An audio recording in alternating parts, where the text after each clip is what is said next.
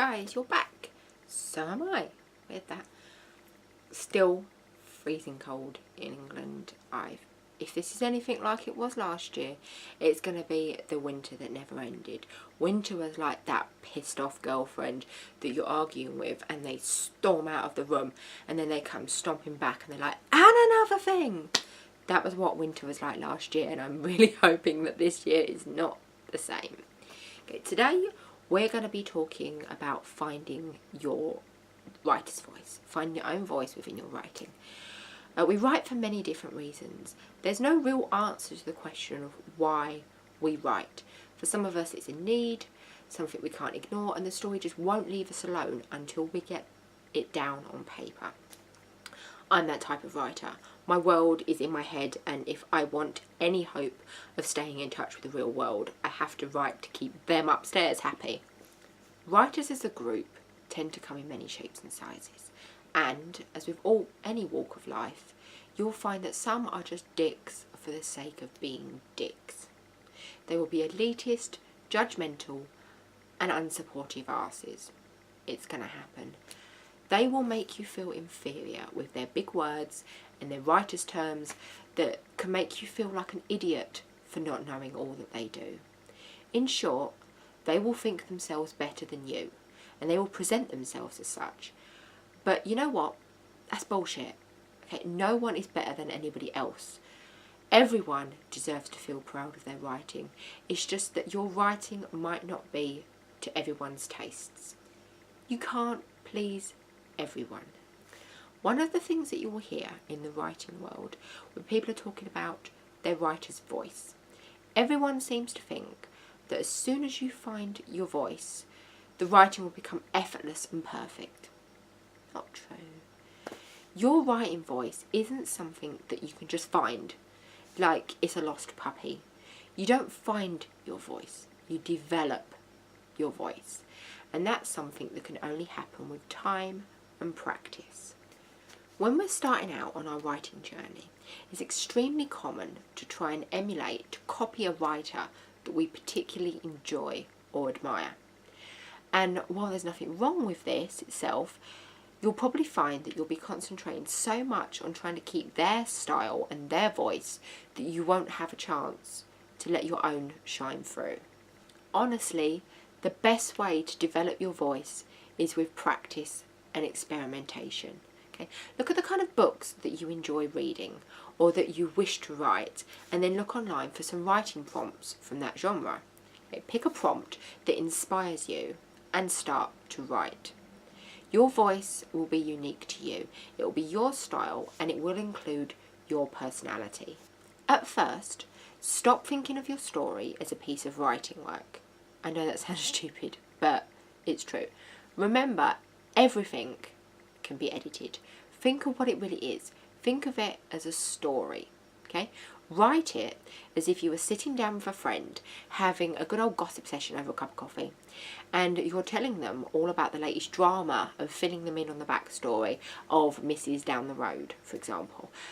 By forgetting it's a piece of writing that you want to be perfect, you can relax and try to enjoy the process. Just tell the story. Okay, do this as much as you can stand. Pick a prompt, conjure up the story in your head, and then telling it to your best friend, just in the form of a written word. The more you write, the more your voice will develop and mature. You can try the same exercise with other genres if you want to, but don't feel pressurised into it. But if you find that you don't enjoy it and that you don't want to do it, don't write it. You know, writing should be an enjoyable experience, not a chore. The most important thing is to be natural. A lot of novice writers will fall into the trap of trying too hard. They will write like they've swallowed a dictionary and are randomly coughing up words. Bigger is not always better. It doesn't make you sound more intelligent.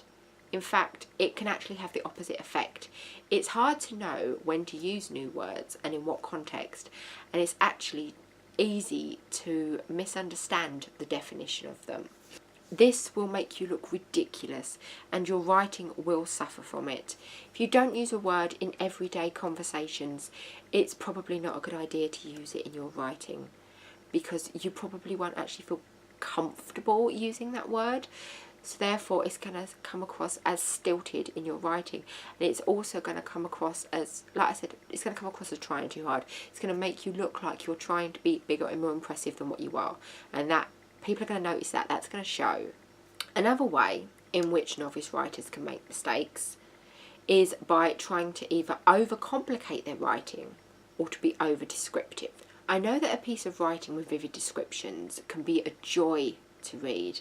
It will draw you in, it will make you feel like you're part of the story. But too much description can have the opposite effect. Again, bigger is not always better. As always, there's a few writing tips and tricks that are worth trying and following and trying to incorporate into your writing, or to try to learn to avoid. But I don't see them as your writer's voice. I see them as editing, and again, practice. They're adjustments that you can make that polish your work into a masterpiece that you want it to be. They're not essential to your first draft. Just as in real life, you can learn manners and etiquette, you can learn how to behave in certain situations, like how to speak to different types of people, but underneath it all, you're still that same person, you're still you. That's exactly how it is for your writer's voice. You can be aware of things that you shouldn't do within writing, but the tone and the style and the flow, that's all you. Okay. All in all, I feel that the most important thing to remember when you are developing your own voice is to have fun and to be patient. Be patient with yourself. It's not going to happen overnight. You can't force it to come. There's no quick fix. It's just time and practice. People might make it into a big deal, but it's really not. It's only as big a deal as you make it. So don't worry too much about having to sound a certain way or to write a certain way. Just be you. You is great. You is natural. And that's how your writing should be. Editing is going to sharpen up your writing and it's going to polish it. And I promise you, your voice will develop the more that you write. I'm going to cover editing in another video, along with the things that novice writers should try to avoid. But until then, practice, write, and be happy. You know, do writing challenges, do prompts, do games. Mature and develop until you become the writer that you want to be, not the one that you think everyone else thinks you should be. It's not up to them. It's up to you to be the person that you want to be. You're the writer. It's up to you to be happy.